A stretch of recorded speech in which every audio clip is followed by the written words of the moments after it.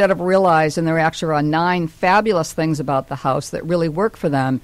So it becomes about the search rather than about the home and finding a home that works for them. So I think I agree with you, Betty. I think the thrust of a buyer out there, they need to find the home that fits their needs as well as possible.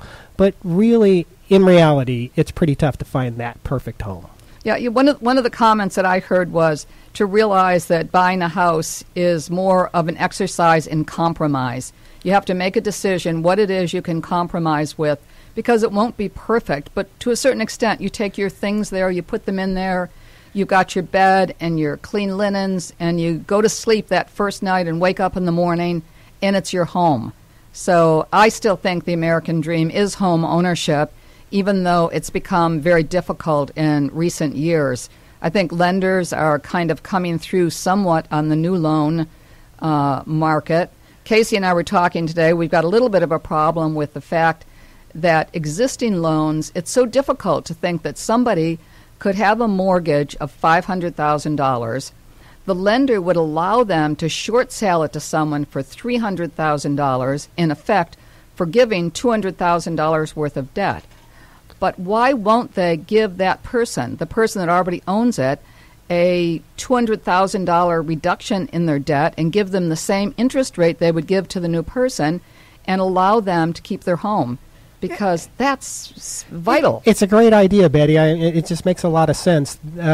If a lien holder, that's the person who holds the mortgage for the bank, is going to allow a buyer to buy a property at a considerable loss on the mortgage, why can't they make the decision to allow the person who lives there to keep the house at that lower mortgage and that new rate? It seems like it should be.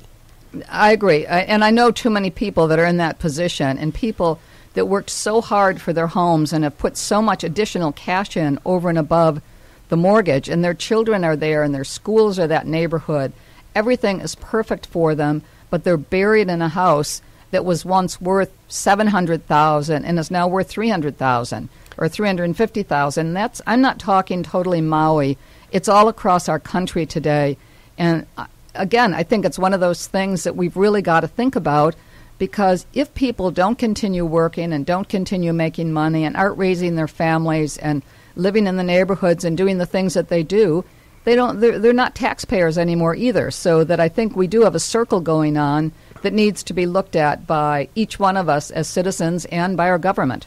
Yeah, it's the things that I've read in the news and some of the reports that I've read. The banks do get incentives for actually short selling the homes by being compensated by the federal government with bailout money, but they don't get compensated if they do a home affordable and allow the person who owns the house to reduce their mortgage based on the current value of the house and what they can actually pay for it. And let's face it, I think the idea is to keep people who are already in homes in their homes. That's what I think should be the idea right now. So, but again, I don't know how we're going to change anything, but maybe if everybody that's listening today thinks about it and write a letter to your congressman or to whatever the name is that pops in your mind politically here in Hawaii, and tell them that you think people should somehow find a way to stay in their homes, that the short sale isn't the answer for everybody. I mean, it's probably a good answer for certain people when someone no longer can truly keep their home, but not fair if you're giving the home to them for substantially less. So I agree with you. Anyway. I agree with you. And, writing to your congressman, the people who represent you in government, both at a state and federal level, it does work. I can attest to it. Actually, this week, I was pretty stressed out about the whole debt ceiling budget crisis.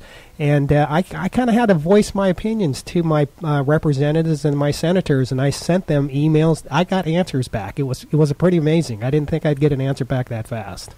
I think that's great, but you're right. And nothing's ever been easier than today. You can find those email addresses pretty easy, pretty simply, and you email, and it's done. It used to be you'd have to write a letter, you'd have to get it to the post office or find postage or whatever it took. It used to be an effort.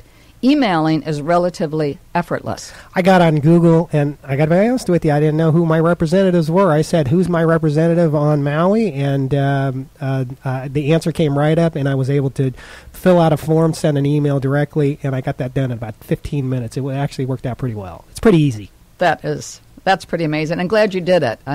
Standing up is good. We think we should check some of our real estate that we're trying to sell this week, or should we stick with politics? I think we are a real estate show. Okay, let's do it. Can I talk a little bit about my new listing? Actually, it's a new old listing. I had the listing last year, and it just came back on the market. It's in a great property up in Kapalua, the Bay Villas. It's a 2-bedroom, 3-bath unit in the 30 building down on the ground floor. It's oceanfront. It's what they call on the front row. The Kapalua Bay Villas is a great property in Kapalua. It was, I believe, the first condominium complex built in Kapalua. It has a tennis court. It has 3 swimming pools. It's beautifully set right on the tip of the peninsula. And it's a great community for a person with a second home, and I do believe there are some folks there that live full-time there. There are. And this particular unit, Building 30, is probably as oceanfront as any property in Hawaii. You're in the middle of 2 fabulous beaches there, Kapalua Bay, which is the site of where the old Kapalua Bay Hotel used to be, and Fleming's Beach, which is the other side of the Ritz-Carlton, and Ironwood Beach. Honolulu Beach, right. Honolulu Beach. Yeah. So there's actually 3 beaches that you can easily get to, not to mention Napili Bay. And as you say, there's tennis courts there. And there's swimming pools, there's 3 pools, but you're also in the heart of a major resort. You've got a Ritz-Carlton hotel, fabulous restaurants. The Honolulu store is still there available to you. There's 10 tennis courts in a garden setting. Fabulous management for the tennis courts. Casey, as a golfer, is there some pretty hot golf there? There's some great golf there, the Bay course and, of course, the Plantation course. World-renowned golf courses, and of course the Plantation course is the home of the Hyundai Championship, played everywhere every January.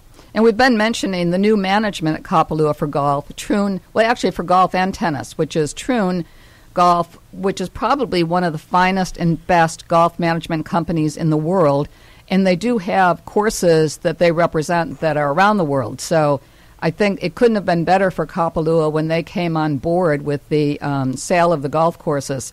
So I think that they're absolutely the best. There's new ownership, which is fabulous and isn't, ready to go under. Someone that can totally manage it and loves these properties, if nothing else, almost as trophy properties. They're fabulous. I got a chance to play the Bay course the other day, and there is a different attitude with the service that you get out there now with Troon running the organization.